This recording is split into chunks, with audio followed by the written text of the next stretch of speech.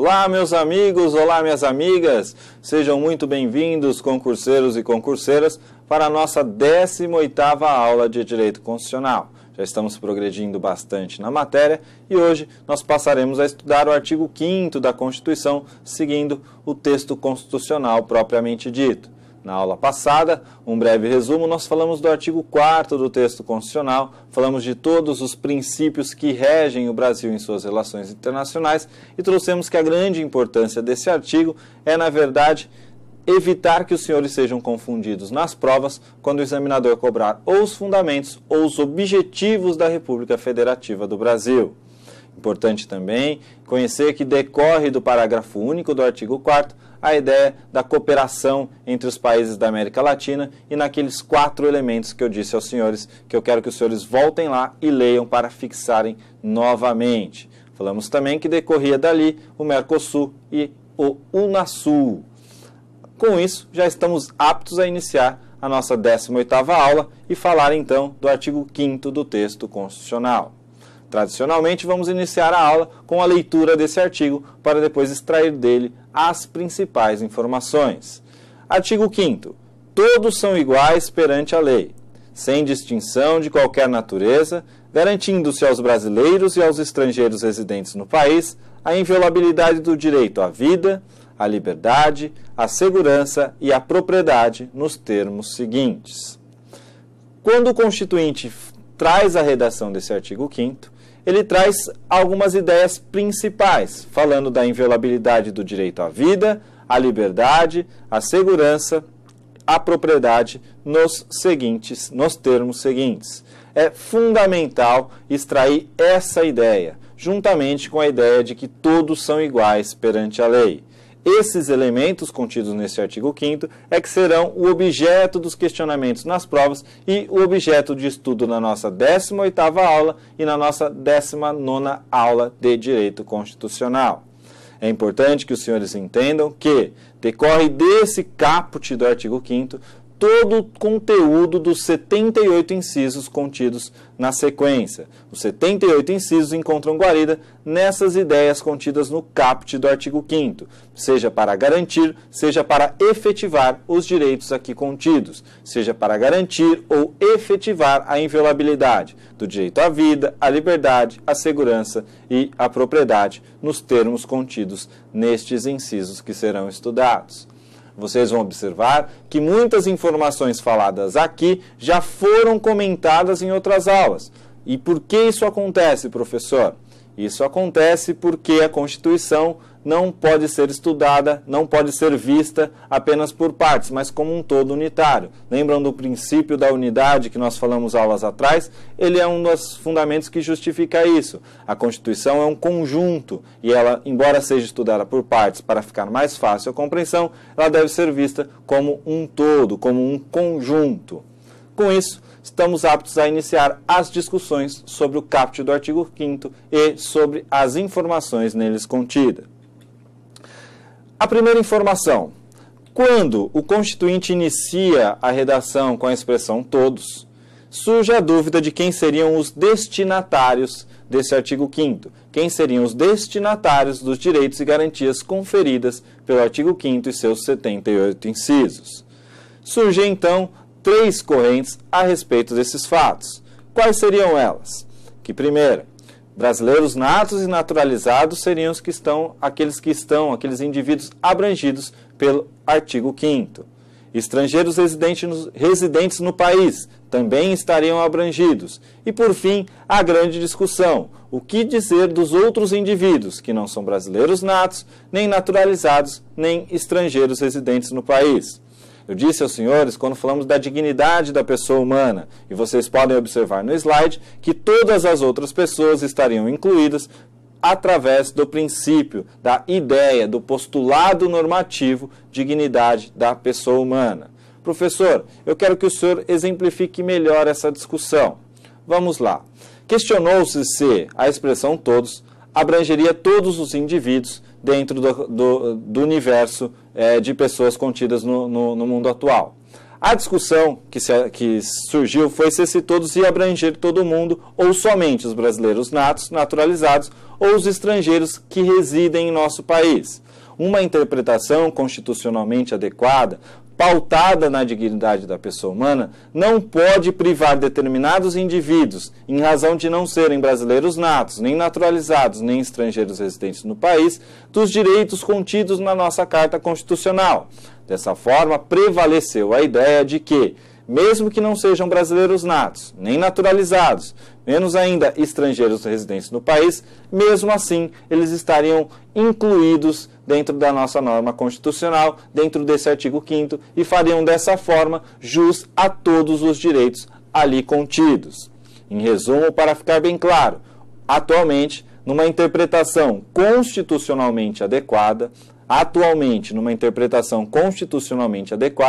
pautada no princípio, regra e postulado normativo dignidade da pessoa humana, todos os indivíduos estão incluídos dentro da ideia contida no artigo 5º, no caput do artigo 5º da Constituição, quando ele inicia a sua redação com a expressão todos. Todas as pessoas, todos os indivíduos estão incluídos dentro da proteção e dos direitos contidos na nossa Carta Constitucional. Essa é a primeira e uma das mais importantes discussões decorrentes desse caput do artigo 5º. Portanto, fundamental que os senhores conheçam que o que prevalece é que todo mundo está incluído, pautado na dignidade da pessoa humana. Assim, estamos aptos a dar prosseguimento ao estudo do caput e chegamos à discussão sobre o direito à vida. Discussão que já travamos em outras aulas, trouxemos alguns elementos e hoje vamos completar as informações. Direito à vida, duas informações importantes.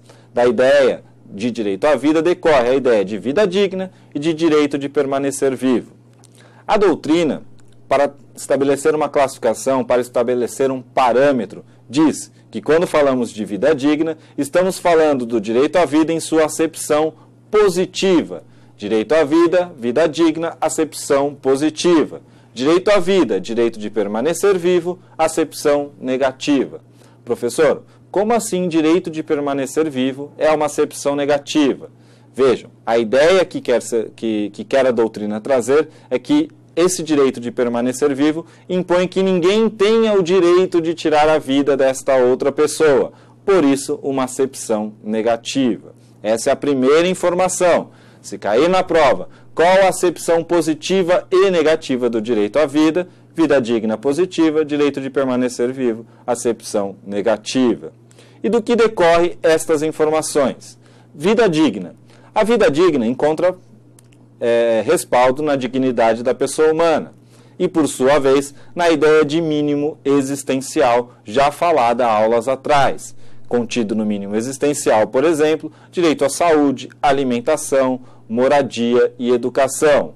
A vida será digna se ela estiver baseada na dignidade da pessoa humana, que encontra respaldo no mínimo existencial e traz alguns direitos básicos que todo indivíduo tem que ter para que preencha o mínimo existencial, dignidade da pessoa humana e, assim, vida digna. Do outro lado, na acepção negativa, nós temos o direito de permanecer vivo, que impõe que ninguém deve tirar a vida do outro indivíduo. Não há justificativa para que se tire a vida de outro indivíduo. O Estado não pode tirar a vida desse outro indivíduo. No entanto, esse direito à vida, que seria talvez um dos direitos mais importantes, se não o mais importante do texto constitucional, encontra ressalvas. E quais seriam essas ressalvas, professor?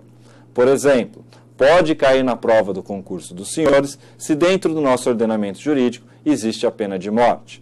É lógico que os senhores seriam levados a responder que não existe pena de morte no Brasil. No entanto, essa é a regra. Como exceção, em caso de guerra declarado, existe sim a pena de morte dentro do nosso ordenamento jurídico, dentro do nosso sistema. Essa já é uma exceção ao direito de permanecer vivo. Ainda, fala-se quando se discute o direito à vida, fala-se do aborto do feto anencefálico e também da utilização de embriões. Professor, vamos ser um pouco mais específicos. Aborto do feto anencefálico. existiu uma discussão no Supremo Tribunal Federal que foi discutir o quê?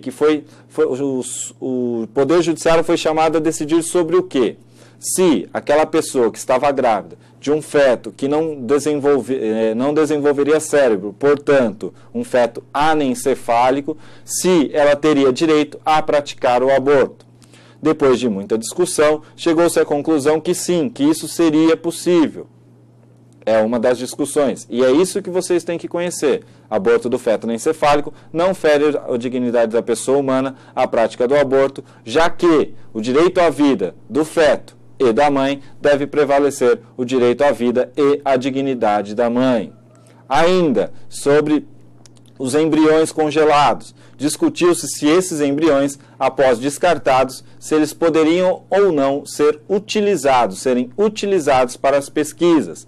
Decidiu-se também positivamente que eles podem sim ser utilizados para pesquisas.